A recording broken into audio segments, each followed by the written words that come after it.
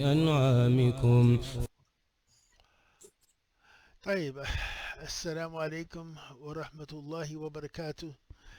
Brothers and sisters, alhamdulillah, we are working on the mechanics of this thing. Now, welcome everyone online, and please, if you can, join the Zoom. The link, if you don't see it, I will post it in the comment section.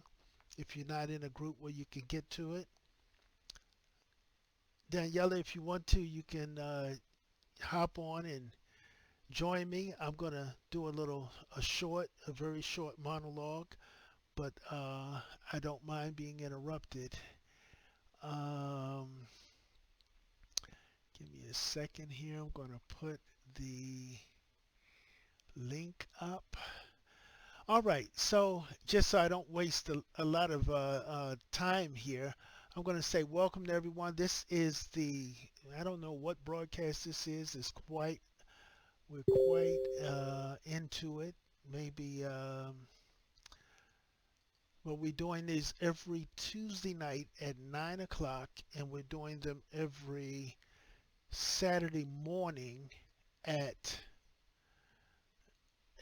10 o'clock. So 9 p.m. Tuesdays and 10 a.m. on Saturdays. Okay, so just a little overview for those of you who may be joining us for the first time. My name is Yassine Ahmed. If you don't know me, I done a number of things.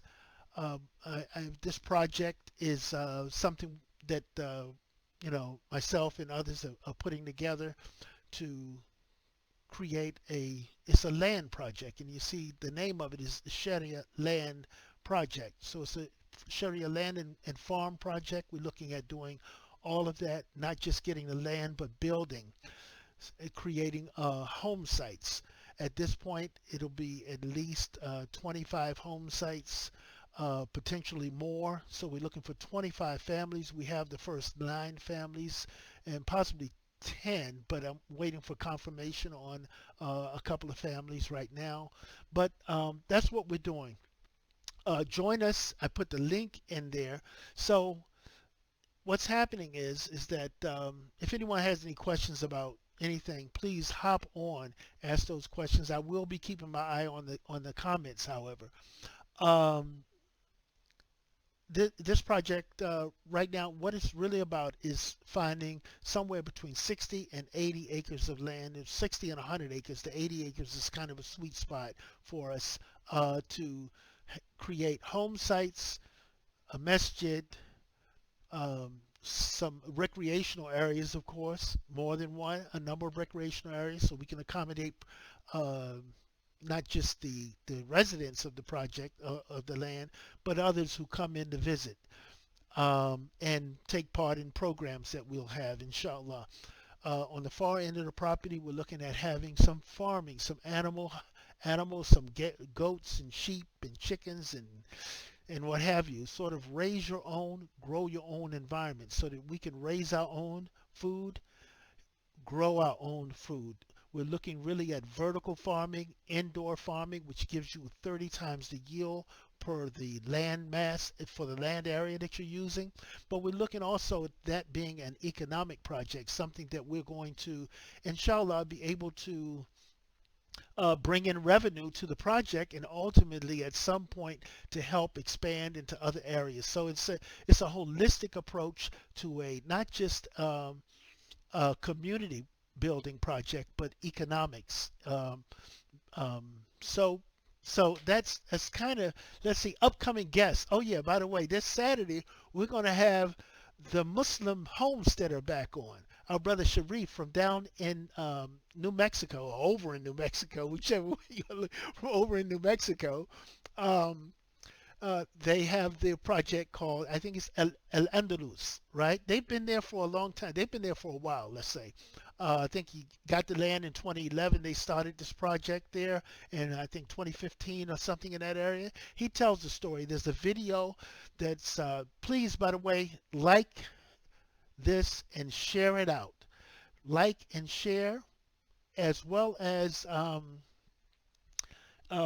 like, share, and just join us. The Telegram link is in the comments.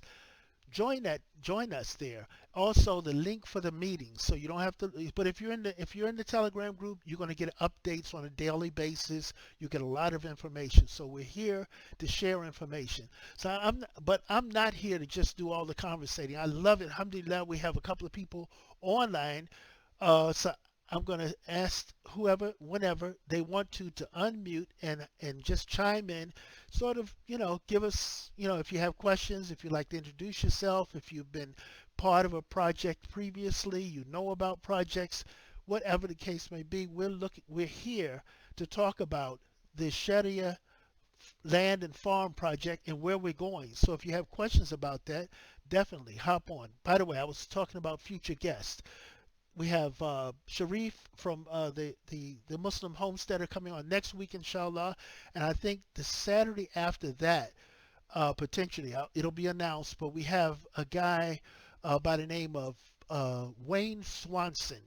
And he was part of, and you'll see the video news report of their project that they did. 19 families, uh, they are interested in farming and cattle farming as well, I think. They bought 500 acres. They came together and bought 500 acres, and they are building a project down there. And as well as, let's see, who else? Oh, how can I forget? Farouk Hunter, who is, his project is in Hancock County, Georgia, also is in Kyrgyz, Kazakhstan. You have projects in Kazakhstan, not one, but a number of them in Kazakhstan. In fact, my group, a couple of us are partners. We got about five IT people, IT security engineers, voice engineers, and so forth that are doing a data center partnership with him there. So there's a lot going on. And what we're talking about doing ultimately is not just stopping where we're talking about a land project, housing, a community and farming and so forth, but we have other projects that inshallah will help build skill sets with training. I'll be firing up my training program again, which is an IT training program. It'll probably this time be somewhere between 12 and 18 weeks long. We'll be hosting. This is the idea. Hosting. You come down, it's like a boot camp, and you'll get training, and not just me, but we'll have people who are training security, all IT fields, security, um, uh, uh, let us say cloud support for servers and all kinds of jobs, all kinds of skills that help people in this new economy that we have, where if you want to work from home, you'll be able to do that too, such as myself and a good number of other people are doing right now. We're able to work from home. So anyway, I'm going to open up the floor for questions online or in the room. Uh, Sister Naima, Assalamu alaikum wa rahmatullah, and Daniela, Assalamu alaikum wa rahmatullah. Please feel free to unmute and hop on. Assalamu alaikum wa rahmatullahi wa barakatuhu. Wa alaikum salam wa rahmatullahi wa barakatuh. Alhamdulillah, I think you spoke with my husband earlier, and he was so excited to share the project and what you guys are doing. I am currently not farming. However, my passion is homesteading, and at I haven't really, well, I had a large garden, alhamdulillah, for the past 2 or 3 years, but prior Hold to up. that, You're Mikael's wife? yes. Oh, yeah. We had a wonderful, long conversation. I'm glad, mashallah, I'm glad you called because he mentioned you and your skill set, Yeah, mashallah. alhamdulillah. Yeah, so this is right up our alley. I mean, I've been here and done it a long time, alhamdulillah, by Allah's grace, we were blessed to have a small homestead. And I'd love to, I mean, we're talking about going back in that direction, understanding that this is essential. This is Yes, essential knowledge for that's right. people. We have to be able to take care of ourselves and feed our own families. So I think what my questions are pretty much pertain to what the overall mission is of the project, and then how do you see translating that mission into a way that can, I guess, attract and best utilize people who do have the Exactly. skill set to kind of achieve whatever it is that your mission is. Got you. Excellent question. Look, this is the deal. As I was telling your husband earlier, I said, people like you will drive this direction where we're going, because what we want to do is maximize the use of available skill sets that we have, right? Mm-hmm. And that will kind of determine how we approach the ultimate goal, because like you said, it is an essential, but how do we get to that end? And the best thing is not to create a plan that we don't have the skill set, the utilities in order to get there, but to take who we have. Like I was telling, I said framing carpenters, plumbers, electricians. We need those because we're looking at building. But not only Mm-hmm. are we building, we're talking about the what do you call it? Internships. Not intern would be there, but uh, well, you're training others. I Mm-hmm. forget what that. Apprenticeship. Apprenticeships. Right. Thank Mm-hmm. you.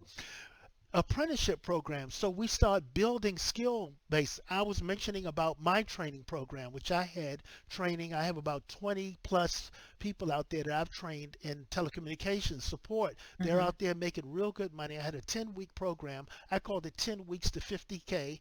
It was 10 weeks. No matter what you were doing previously, your average offer letter was 50,000, right?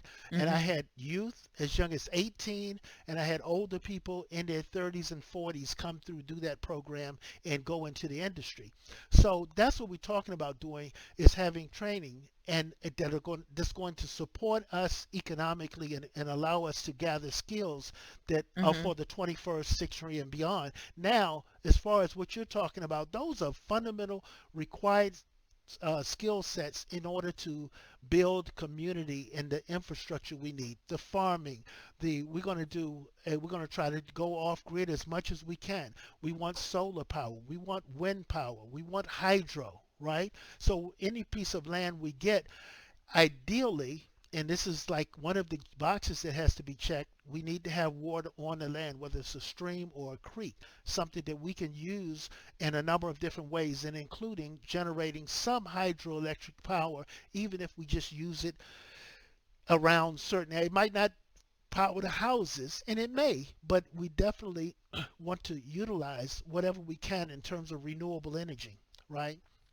uh, Solar power, right? We talked about indoor farming for that indoor agriculture that we want to do. And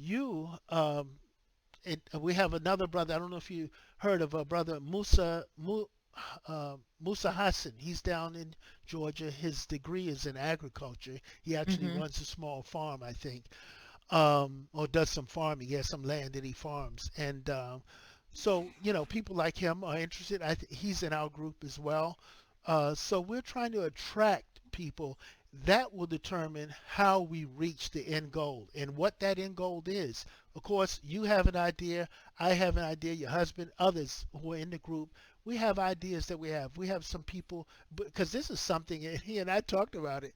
Um, this goes back in a lot of us 30, 20, 30, maybe even 40 years. We've been Mm-hmm. wanting to do something like this. And some of us, like you said, have also ventured out and had some, been able to do some things in this area. And now you have a taste for it again. And what we're trying to do is provide an atmosphere, an environment, in order so that we can come together and do these sorts of things and cooperate, collaborate, and Mm-hmm. also one of the things it's going to do is allow us to find an economic to be able to keep more of our wealth and put that wealth to work for our community. Mm-hmm. So Yeah, that's my part. that's a beautiful vision. Alhamdulillah. One of the things that I would suggest, and I'm sure it's probably been put out there before, is the need to really identify those goals ahead of time, and then to make sure that you have, like you said, the people with the appropriate knowledge to help you choose. Because if you're Right. looking for land specifically for community, let's just say, oh, I want a community of 25 houses, Muslim houses. I want us to have a collective kitchen and a school and we need to be 50 miles from the city, so that whatever the parameters are might be very different than saying I want a permaculture farm that is self-sufficient and feeding a community of 20 families, because the land requirements or what's required for that project may be very different. If agriculture is truly the one of the primary intents of the community. So I don't know, it's just something to keep in mind in terms of, like you said, water use, in terms of soil type, in terms Right. of septic well access, all of those things, Yeah, so. those things are on our checklist, as you Mhm. mentioned.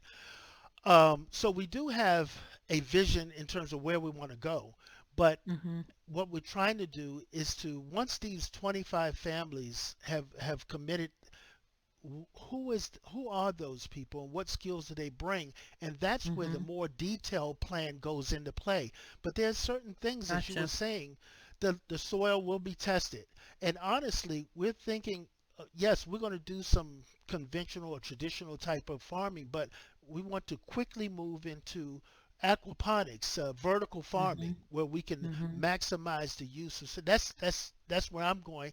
But again, there are people like yourself, Brother Mhm. Hassan. We have a couple of others that that idea might be different. They may Mhm. be all in it. Like our brother Mhm. Hassan, he's very into that aquaponics, the vertical farming thing. Mhm. And but we are going to have soil tested. How deep do we have to do? There are a number of things checked before we Mhm. before we pull the trigger on any land. There's things that Gotcha. have to be done in terms of verifying the zoning, the municipal Mhm. codes, the depth of wells that have to be dug. So a lot Mhm. of things, we want timber on the land because we want to create lumber. We want to be able to Mhm. take, as we clearing home sites, that we want to be able to also take those trees and turn them into lumber and use them in our building processes, right? Mhm. Projects. And so there's a lot, but at some point we sit around that table because the first phase is this. The first phase is 25 committed families who have committed to the project. Mhm. That's the first half of the first phase. Second half of that is to find the land and acquire that land. Mhm. We'll all be clear on what we're looking for, and everyone will have input on what's needed. You mentioned a couple of things. You go this way if you're looking to go one direction. You go these other Mhm. specs if you're going into another direction. How do we Mhm. do that? What we want to do is to make this a demonstration project that is it shows what can be done, and it Mhm. gives a template that can be modified depending on community, but sort of a general kind of a template. But we want to make it a successful project, and what I'm not trying to do is to say this is where we're going. No, I don't think we Gotcha. can decide that until we get everybody, those 25 families, especially those who have skills that they're going to contribute. Because some people are going to get involved. They're going to say, look, I'm just in. This sounds good to me. I'm down.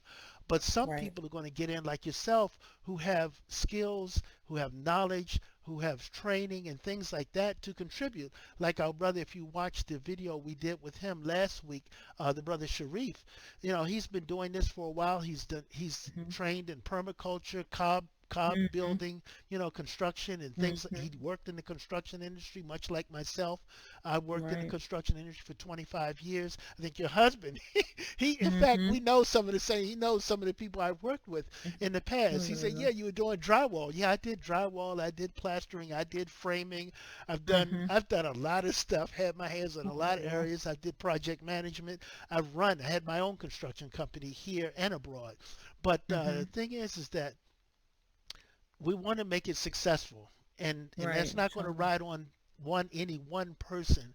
We have to Right. have a um, collective of people who are willing and ready to work together to establish a goal, to focus in and how we get there, and put that roadmap together as to how we get there. So everything I'm saying could change.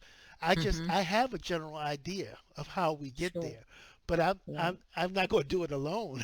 I'm going to. Right. It's going to be. I need to have people who understand this project. They've bought in. They've contributed to it. Not just money, but they've contributed ideas and methodology and so forth. They're able to. And our brother Sharif has been very helpful. He's coming back on with us next week, next Saturday too, inshallah.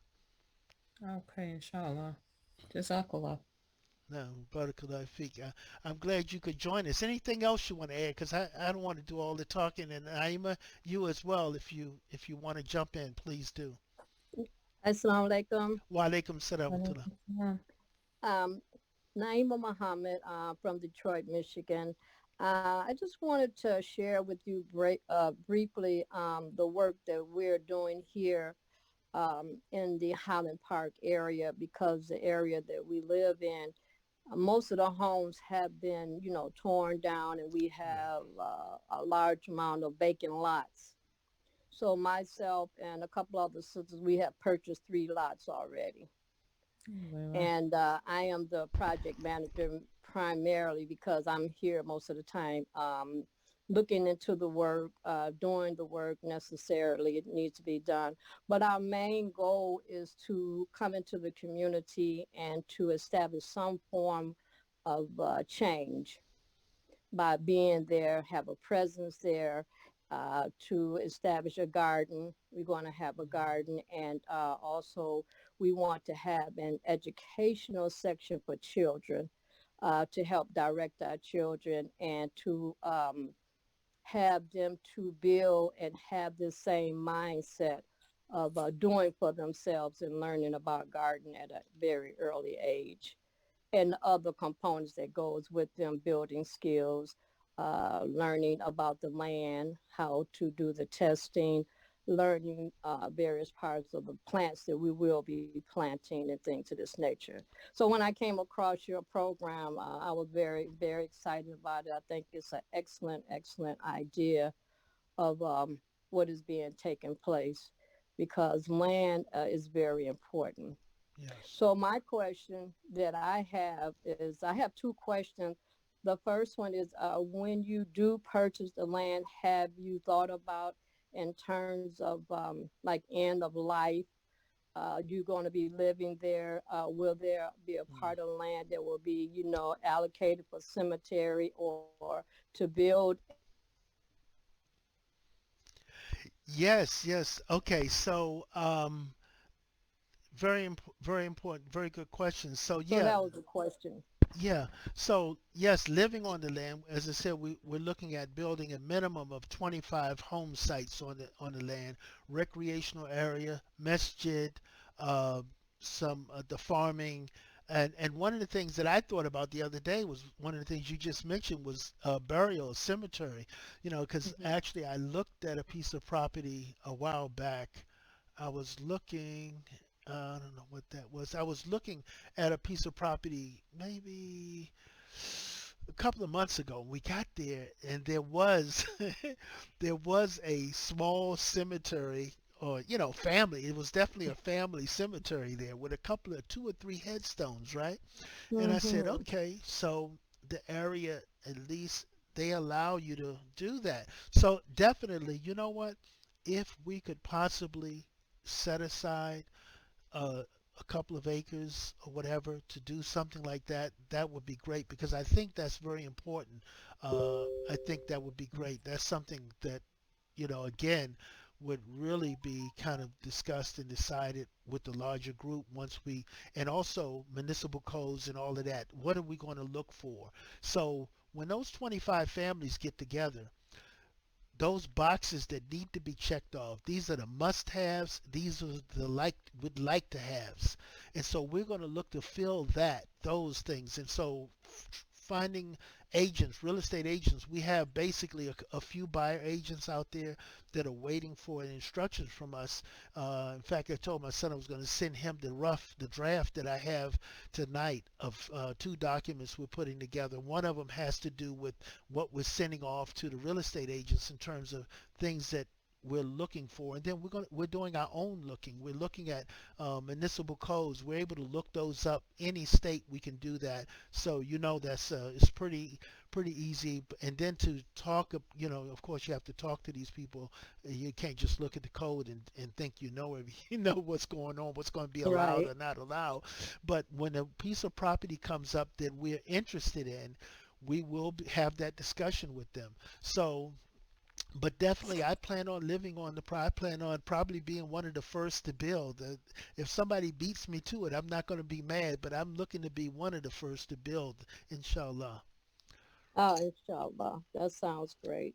Yeah, Yes. Okay. Alhamdulillah. Mhm. because Brett, we intend to do some things. Go ahead, Sister Daniela.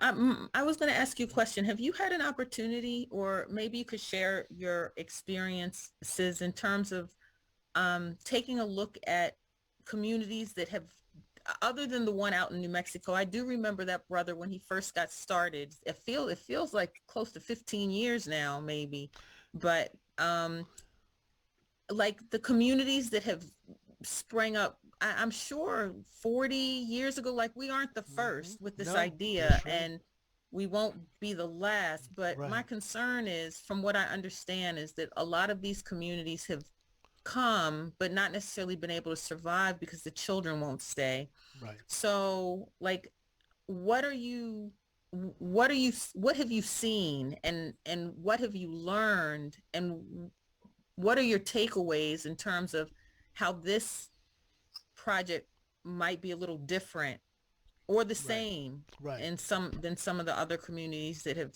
attempted the same thing? Yeah, good questions.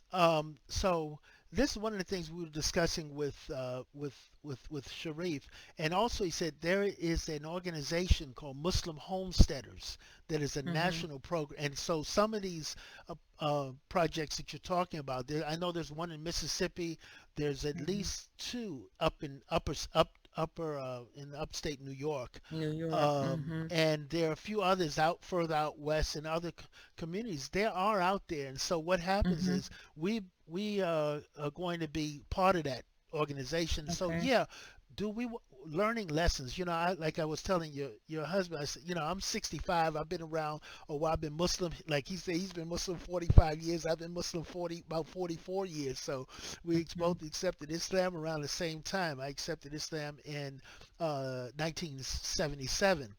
And Mm-hmm. so, yeah, and I've been in parts of West Virginia. There are loose communities in West Virginia. I know people that owned and have owned and own tens of acres. Like one brother, he Mm-hmm. owned 110 acres there. We used to go up and hunt on his property back in the late 70s and early 80s.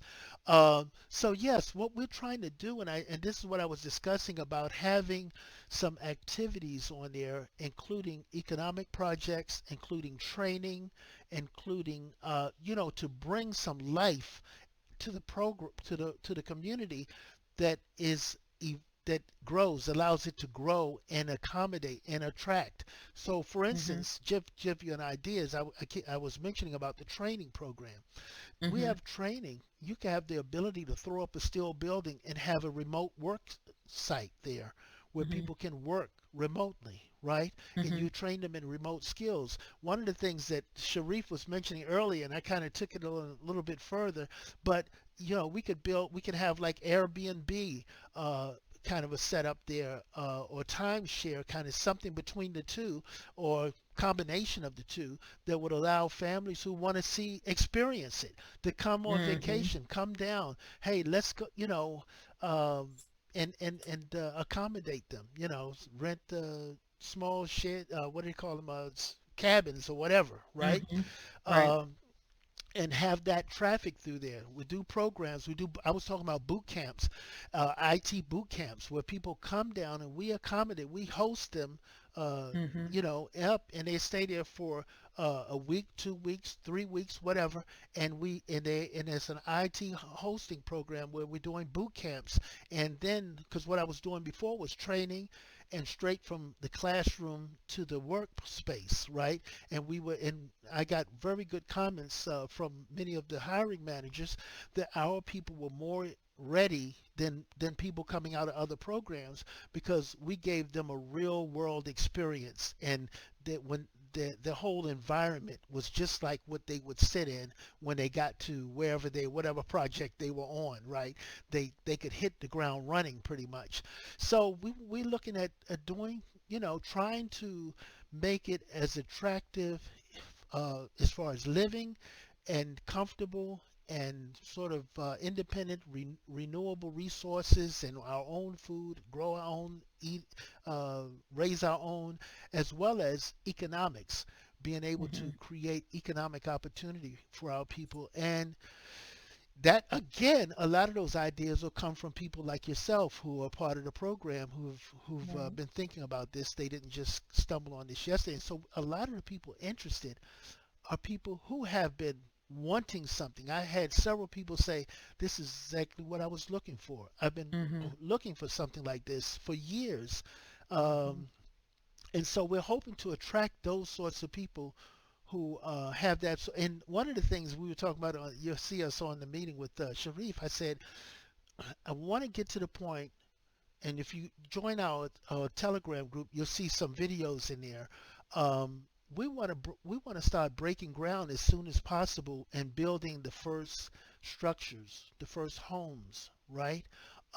That excites people when they see things happening. When you have facilities going up, they can visit and see what's going on. They can see what's happening. We have people moving onto the property. There's some of these that never got off the ground. People got into it and they never took off because it was just too difficult. We want to make it easy. We want to make it easy and simple for people to be part of this project. And so that's as far as the youth go. It's important that we keep them attracted. You see what's happening in the urban areas with our youth. Yeah. It's very difficult. We are hoping to create an environment that is uh, something that will give them a different view of life. And Muslims are doing something collectively. We are building. It's us helping us to to uh, to survive in this world and doing some things. We have bringing in classes. We have a masjid. We have classes and programs going on. We're in, just as much activity as possible. So, and again, a lot of those kind of ideas and how we do that will come from people like yourself. Mm-hmm. Alhamdulillah. All right. One of the things that I think I thought married very well with kind of um, intentional communities that are trying to be self-sufficient is the idea of being a retreat facility. Ah, And yes, you kind of touched upon that's that, right. like with the Airbnb, but That's right. Hmm. subhanAllah, like us Muslims, we're always having retreats. Hmm. A lot of people, Sister Naima, I feel like they have a bunch out there in the Detroit, the Michigan area. Um, but we're always paying non-Muslim camps to go That's right. there, That's right. and Same thing so here. yeah, it doesn't cost too much to throw up some yurts and Exactly. You're draw people absolutely like you're right. saying. But Yeah.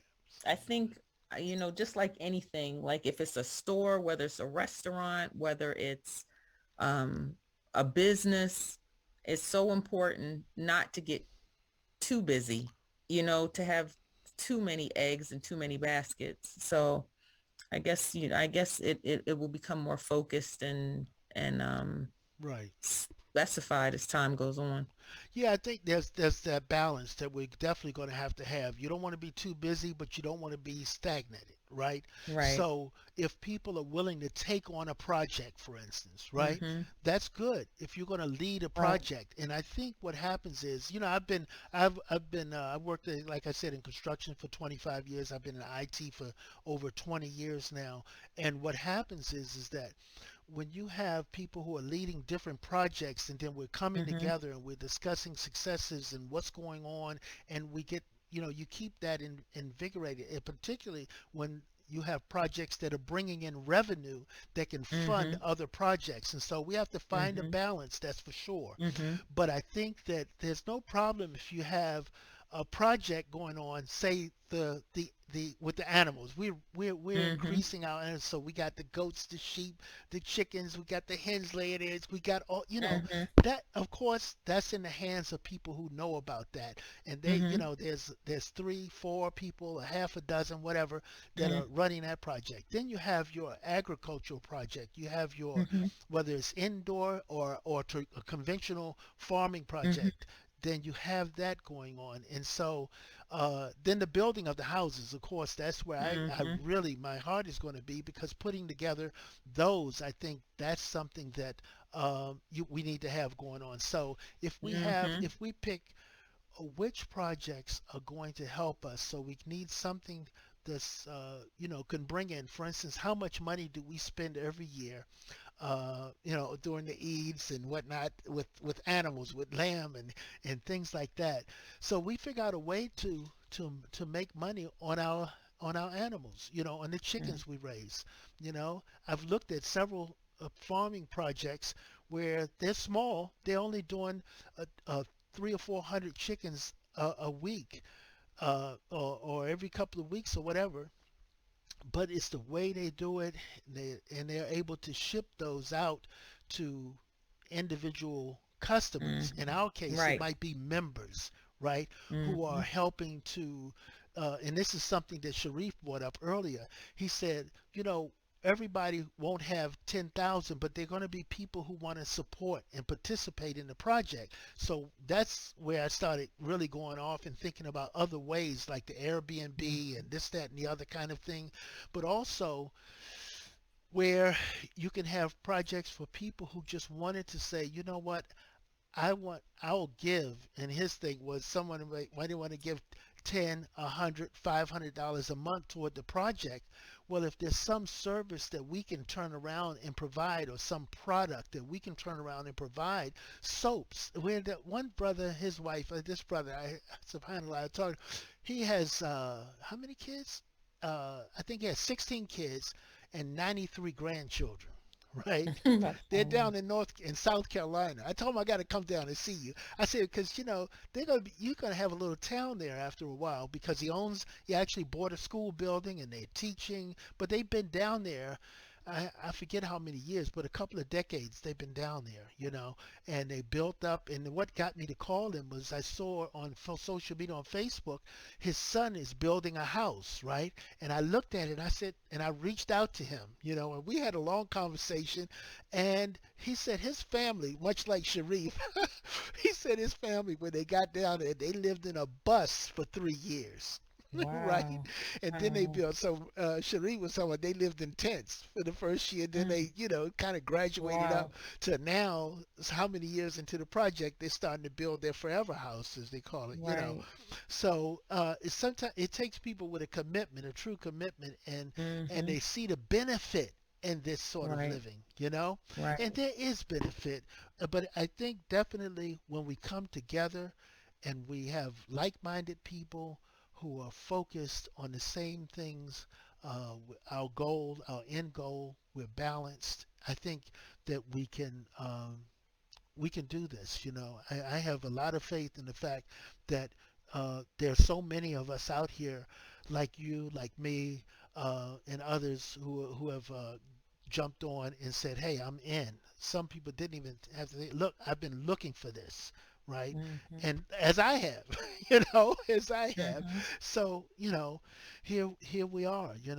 So here we are, and so Yeah. we're asking Allah subhanahu wa ta'ala for tawfiq in this, and that's one of Mhm. the greatest, aids that we can ask if we have the right intention for this, and it's pure. And that's why I call it the Sharia land and farm Mhm. project, because everything from conception to completion and beyond, we're looking to make sure that our intentions are pure and our activities are in accordance with the book and the sunnah, and we move forward. And we move forward with that spirit and let that be our guide and ask Allah for his aid and so forth.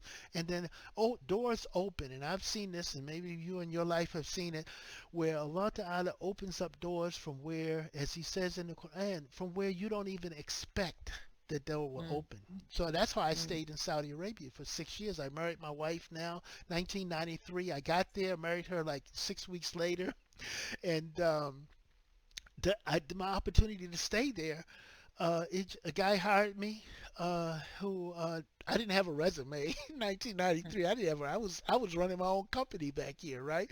And I wanted to get out of here for many years, going back to the 70s. I wanted to leave. I got my first passport in 79 to leave the country, you know, mhm. and that didn't happen then. I left some years later, but I ended up there in Saudi, and I stayed for 6 years.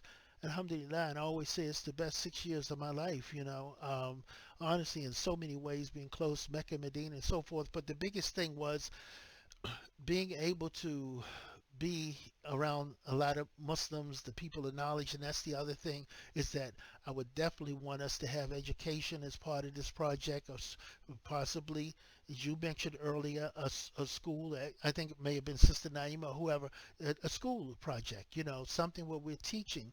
We have a homeschooling hybrid system where, like one of our sisters here in Laurel, Maryland, she has been very active for over 20 years at just in her house in the base. I helped her set up the whiteboards and things like that, the classroom. So back in 20, probably was about 2016 or 17, I'm sorry, 2005 or '06.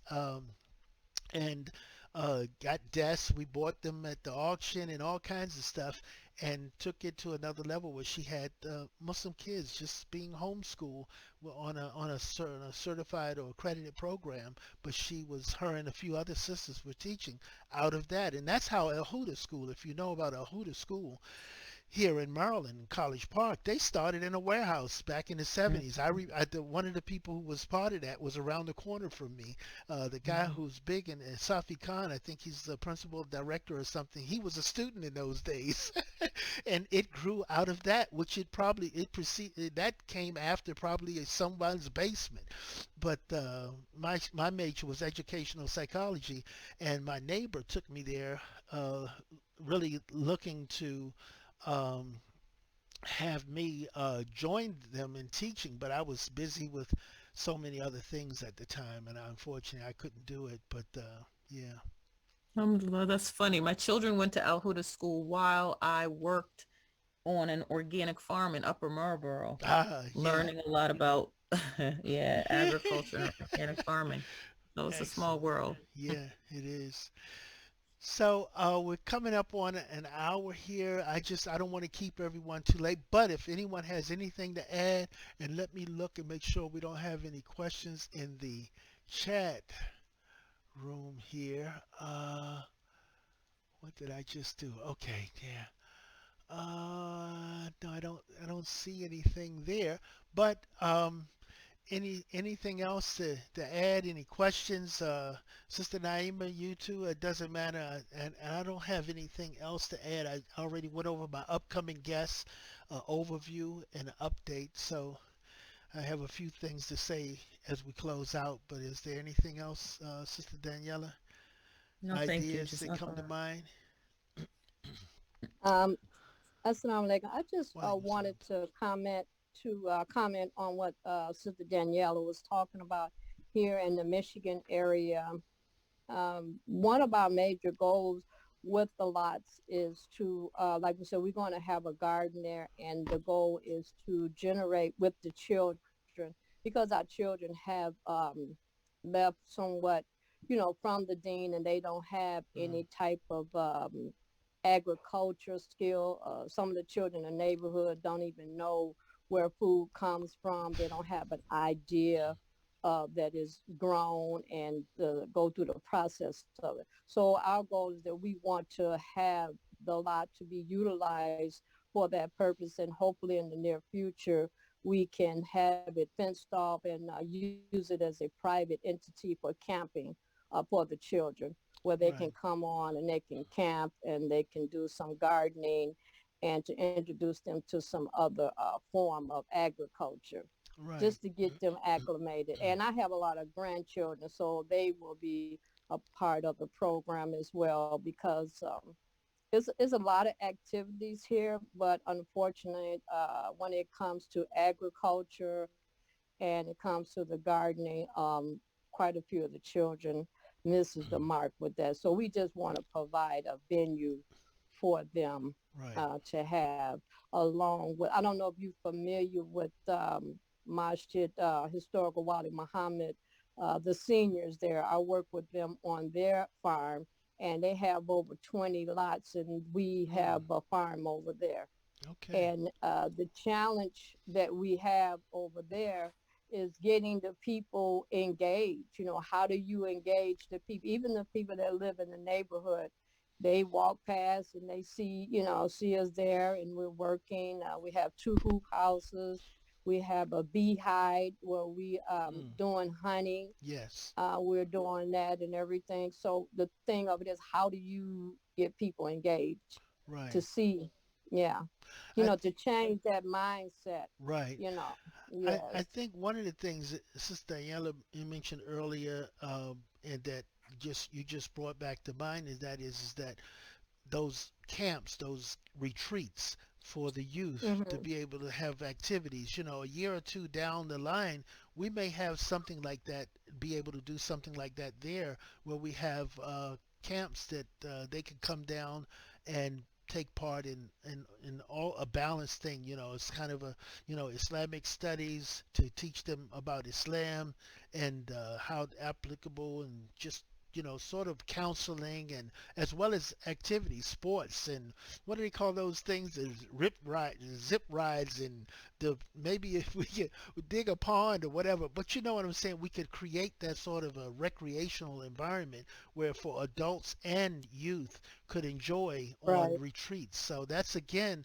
right. one of the areas. And when I was mentioning earlier about the brother with the all the grandchildren, his wife, I bought some soap from her. She makes one of her things is she makes soap.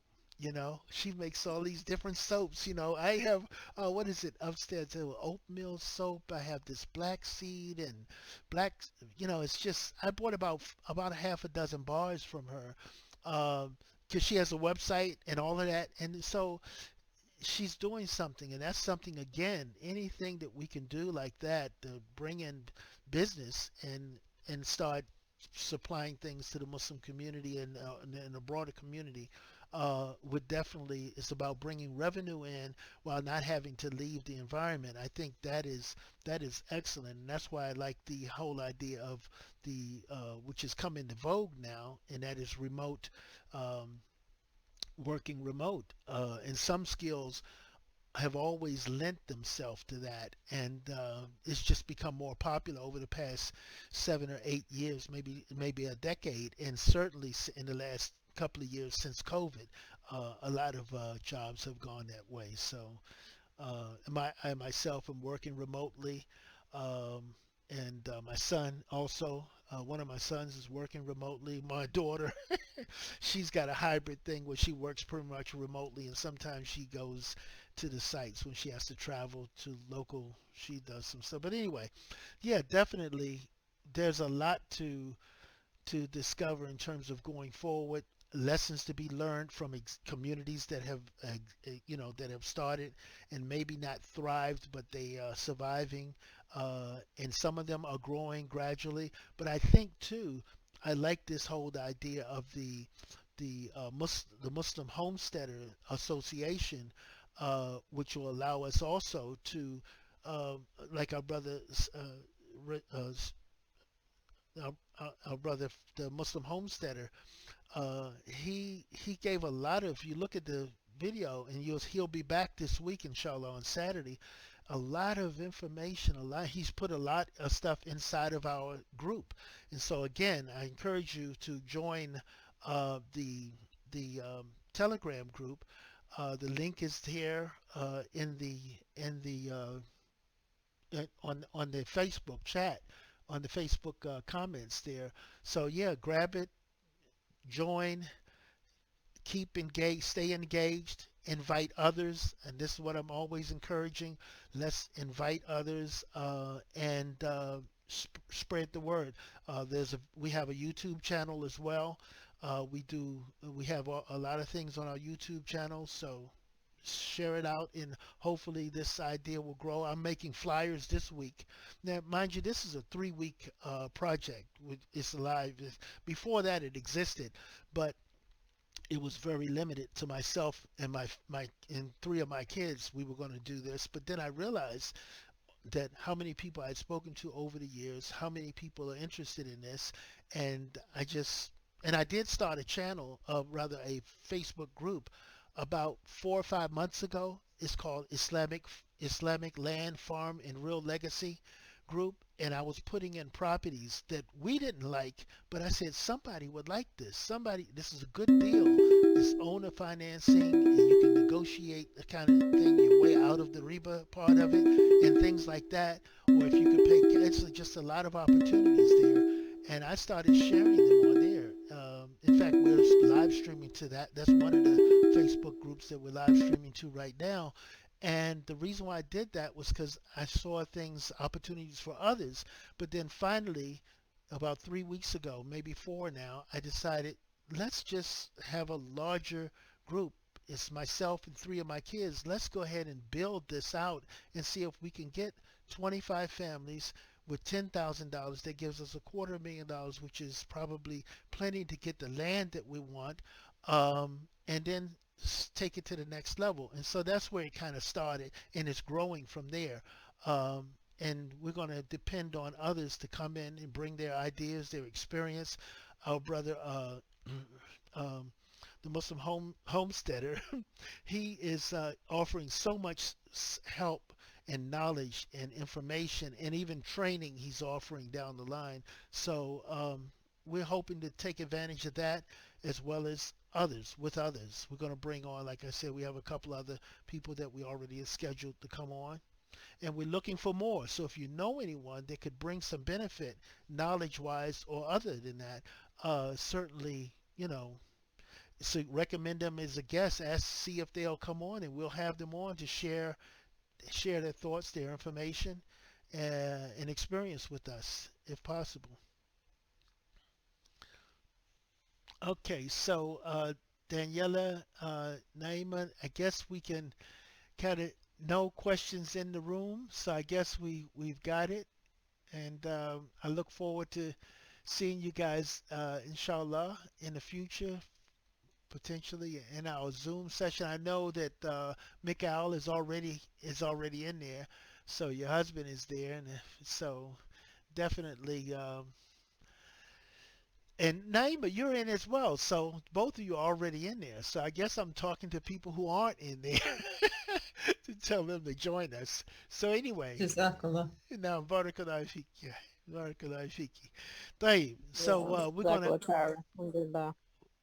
Yeah, so I guess we'll shut it down for this broadcast. We're doing some shorts during the week. We're doing a little 10, 15-minute segments and uploading them. Uh, but we're also, as I said, every Saturday at 10 a.m. and every Tuesday at 9 p.m. We're right here, inshallah. So I look forward to seeing everyone and growing the group, getting more people, more information involved. And if you have anything to add, don't hesitate to drop it in the group, and we'll make it an item of discussion. All right. All right. طيب. Assalamu alaikum. بارك الله فيك. السلام عليكم. السلام ورحمة الله وبركاته. Alhamdulillah.